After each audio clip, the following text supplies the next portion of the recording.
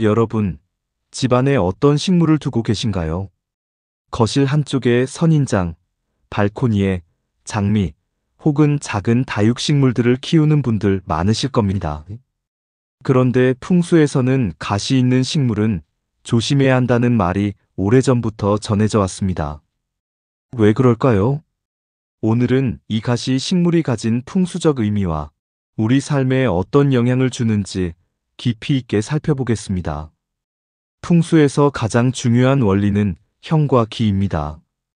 눈에 보이는 형상이 어떤 기운을 만들어내고 그 기운이 곧 사람의 삶에 스며든다고 보았지요. 예를 들어 둥글고 부드러운 물건은 사람의 마음을 안정시키고 각지고 뾰족한 물체는 마음을 날카롭게 만든다고 했습니다. 이 원리는 집안에 두는 식물에도 그대로 적용됩니다. 선인장을 떠올려 보세요.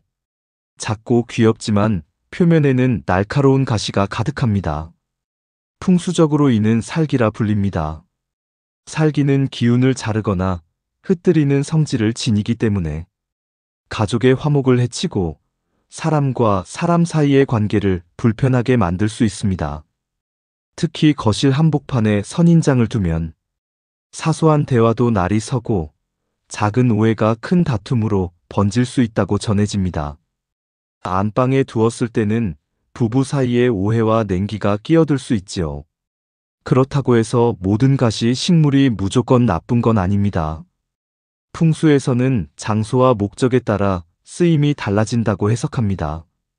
예를 들어 선인장을 현관 밖이나 담장 주변에 두는 것은 오히려 집을 지켜주는 효과가 있다고 했습니다.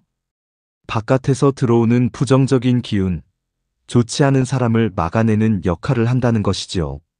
즉, 가시는 집 안에서는 불화를 일으키지만 집 밖에서는 외부의 나쁜 기운을 막는 방패가 되는 셈입니다. 여기서 중요한 건 균형입니다. 풍수는 늘 균형을 중시합니다. 가시의 날카로움이 너무 가까이에 있으면 사람의 심리도 날카로워지고 불안해집니다. 특히 50대 이후의 삶에서는 건강과 화목이 무엇보다 중요한 시기입니다. 자녀들이 독립하고 부부만 남는 경우가 많기 때문에 작은 갈등도 크게 다가올 수 있습니다. 이 시기에 가시 있는 식물이 안방에 있다면 서로의 마음을 자극해 갈등이 잦아질 수 있는 것이지요. 또 한 가지, 가시 있는 식물은 재물운과도 관련이 깊습니다. 재물은 모여야 힘을 갖습니다. 그런데 가시가 많으면 들어온 기운을 찌르고 흩어버립니다. 즉, 돈이 들어와도 오래 머물지 못하고 지출이 잦아지는 형태로 나타날 수 있다는 것이지요. 이런 이유로 풍수에서는 부엌이나 거실의 중심에 선인장 같은 식물을 두는 것을 꺼려왔습니다. 특히 부엌은 불과 물이 공존하는 공간이라 재물운과 직결되는데 여기에 가시까지 더해지면 금전의 흐름이 순조롭지 못하게 됩니다. 그렇다면 집 안에는 어떤 식물을 두는 게 좋을까요? 풍수에서는 잎이 넓고 둥근 식물을 권장합니다. 둥근 잎은 재물을 끌어당기고 푸른 기운은 건강을 지켜준다고 보았습니다. 예를 들어 금전수는 이름처럼 재물을 모으는 상징이고 몬스테라나 고무나무는 집 안 공기를 맑히면서도 부드러운 기운을 만들어 가족의 마음을 편안하게 합니다. 특히 창가에 화분을 두면 햇빛과 식물이 조화를 이루어 집안에 생기가 돌고 이는 곧 재물과 건강으로 이어진다고 해석합니다.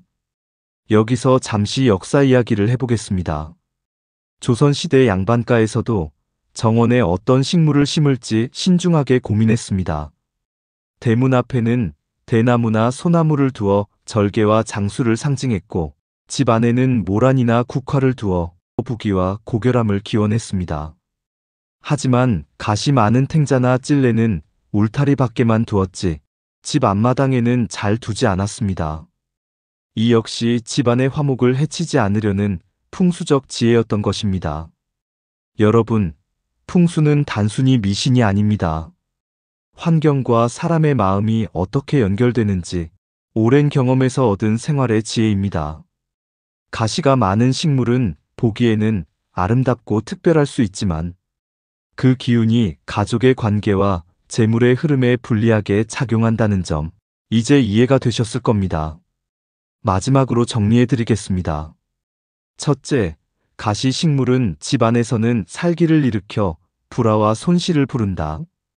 둘째, 그러나 현관 밖이나 담장 주변에서는 외부의 나쁜 기운을 막아주는 방패가 된다. 셋째, 집안에는 둥글고 부드러운 잎을 가진 식물을 두는 것이 가장 좋다. 이 세 가지 원칙을 기억하신다면 여러분의 집은 늘 따뜻하고 화목하며 재물운과 건강운도 함께 자라날 것입니다. 여러분, 오늘 집안을 둘러보며 혹시 가시 있는 식물이 거실이나 안방 한쪽에 놓여 있지는 않은지 살펴보시기 바랍니다. 작은 변화가 큰 기운의 차이를 만들 수 있습니다. 오늘 이야기가 여러분의 삶에 도움이 되길 바랍니다. 감사합니다.